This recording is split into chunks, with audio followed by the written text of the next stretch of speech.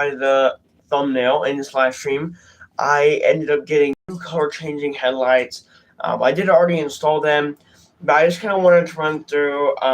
Other than that, I've had some issues with this thing driving around, some other issues, and I just kind of wanted to explain all that I've done to kind of get it fixed and all this stuff.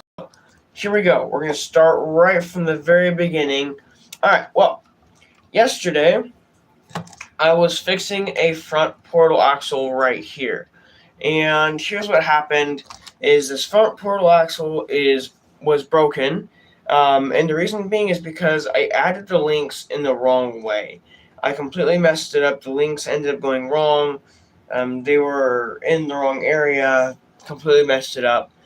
And so yesterday in my live stream, I actually went through, and I'm going to bring this back so you guys can see that better. I actually went through and took this portal axle and completely fixed it. Yesterday, I put all the links back, and we were good to go. Now, here's what I ended up doing. Yesterday, I switched out one of my drive shaft to metal.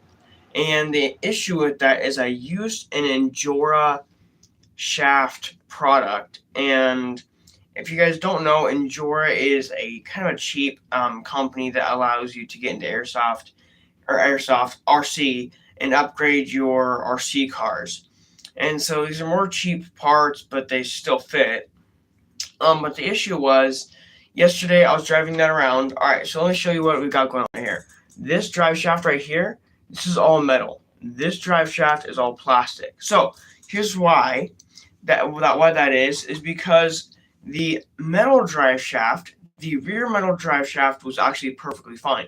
The rear metal drive shaft here actually performs really well. It's really nice. It's very durable. Now, when I fit in the metal drive shaft in the very front right here, so instead of the plastic one, I did a metal one.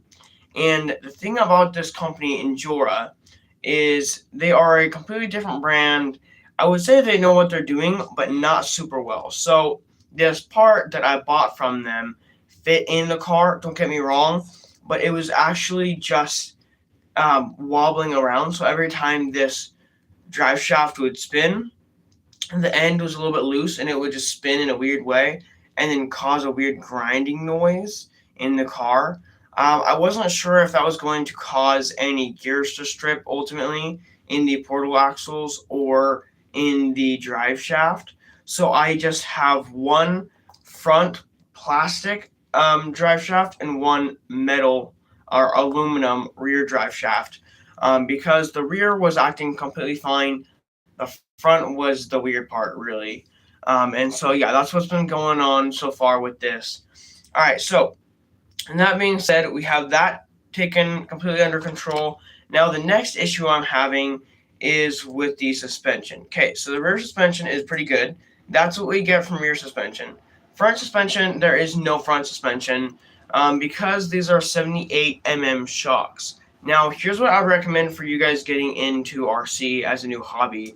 I would recommend you guys do not go above 65 mm. I would say 78 is great, but not for this car or not this type. You start to run into, drive shaft issues. And the reason why is because, all right, when it's all the way down like this and the car is driving, it actually completely stops the car from driving. The car will not move because the drive shaft is just too far down. It's at a weird angle, so it's just not driving. It's nice to have this suspension, but yeah, it's too much suspension almost, and it just doesn't drive. All right, so here's what I'm going to do. I'm going to grab my remote, and I'm going to plug this in and kind of show you guys some things that I've been working on with it. All right, so here's what we got going on.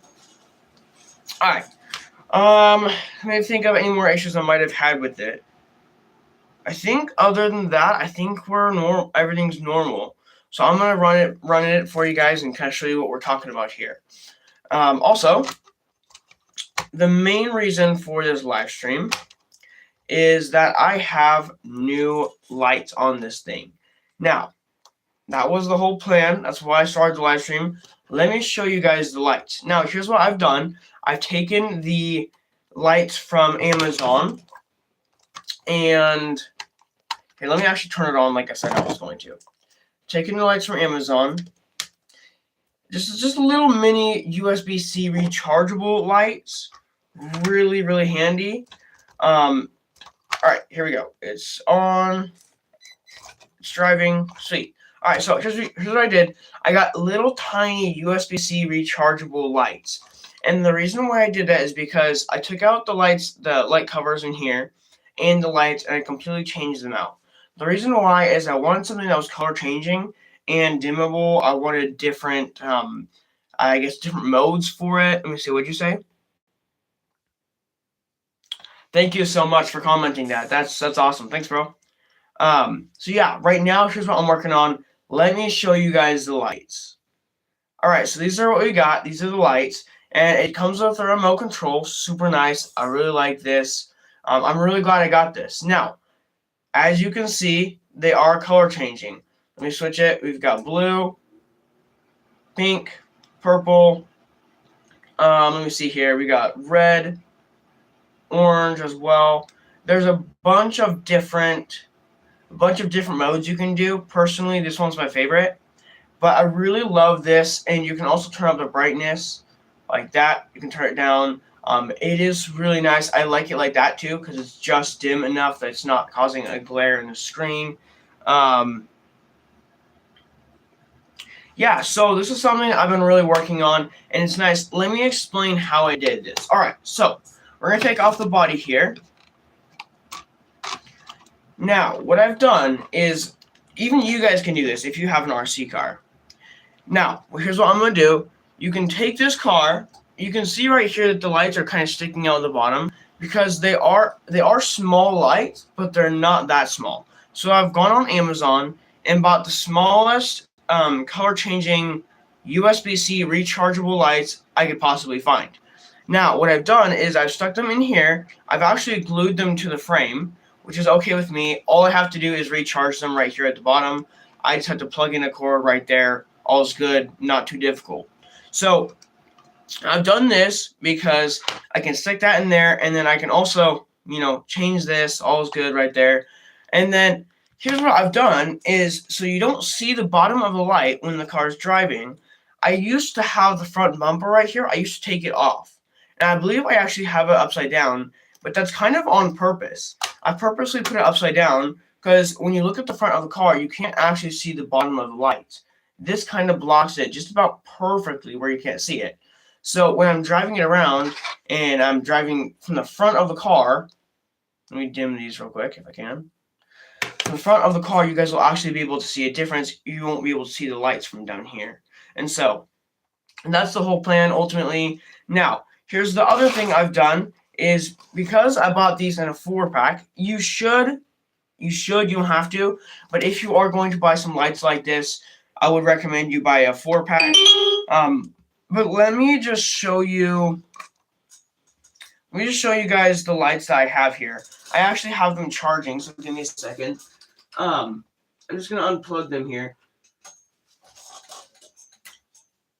Whoa.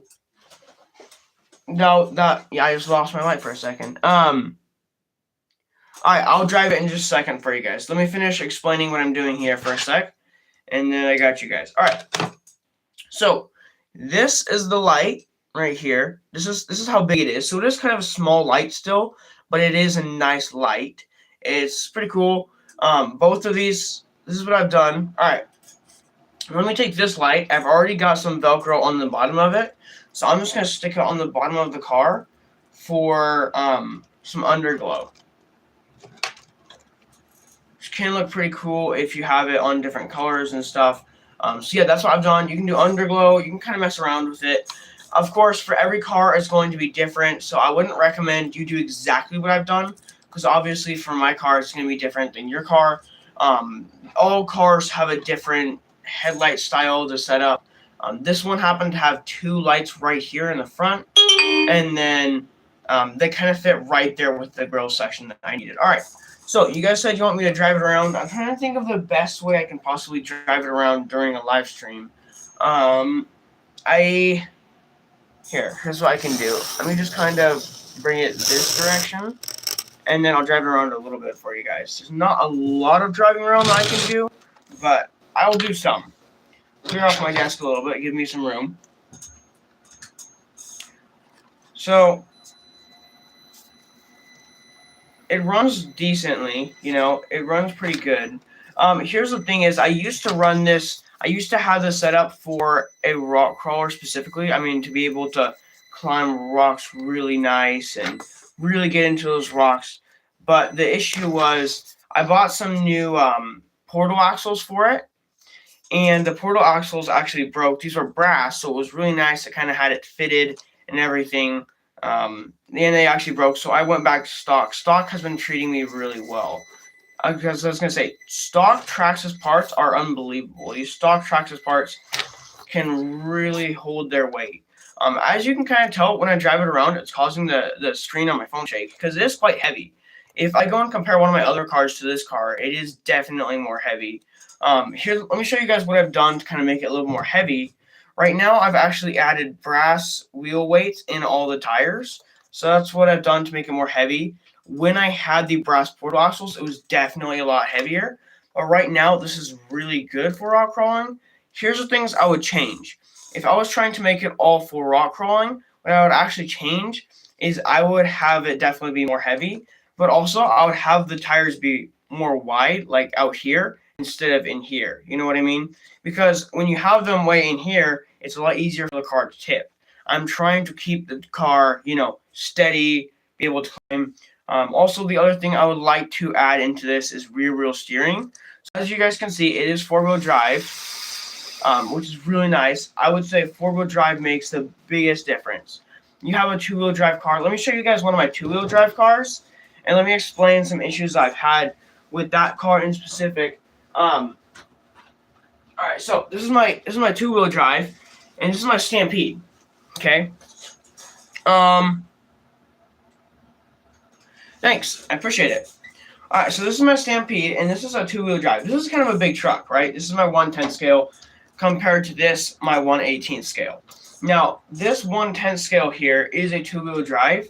You can immediately see the difference. I think this is 30 miles per hour. This is like 5 miles per hour. This is obviously trail crawler speed, nothing crazy. This one is my 2-wheel drive, and this one is definitely, you can see the difference when you drive this one versus trying to drive this one. This one can really crawl and kind of stay steady, whereas this one definitely slips around a whole lot more. I like this one. I was 4-wheel drive, to be honest, but I like it. I don't actually run it around as much as I should. I think I will do some more videos running this one around, and also maybe I'll do some upgrades to this. I don't know. What do you guys think? Should I? Maybe I should. Maybe I'll do some edits for it. Yeah, maybe I'll just do some upgrades, to be honest. I might do that. And then let me just kind of take off I think the best thing I could upgrade right now is maybe the tires. Now, here's what I'm saying would be really cool, is if I actually got this truck right here. Let me change the color on these lights just for a second. If I actually got this truck right here to have tires about this size, that would be really nice. These are obviously too big, but that would be kind of cool to have that, that general size for it and everything. So, yeah, so we got going on right now. And then this is what the chassis looks like of this one. It's pretty simple. All right, so here's what I would say about these big cars. These big cars, they are simple. Now, actually, I'm going to surprise you guys real quick by saying this. I actually don't like these big cars as much. And I'll give you the reason why is these big cars actually break down a whole lot more often than you guys would actually think they do. These big cars break down so much. I mean, if you guys can kind of tell on this side right here, I have a Traxxas Ford Raptor. And that car goes 60 miles per hour. That car has broken down twice. This car has not broken down yet, but neither has this car. This car, my trusty 1/18 scale, has not broken down. And so I was going to say, if you guys wanted to get into RC, and that was your plan, I would always start with a 1/18 scale, or maybe a 1/10 scale. I don't care what you do. But always start with the crawler because they will last a whole lot longer. You can always start to upgrade things. I've started to learn the hard way. Now, when it goes to Endura, I'm not super happy with Endura necessarily. Endura, this RC brand, they're okay. You can get their stuff off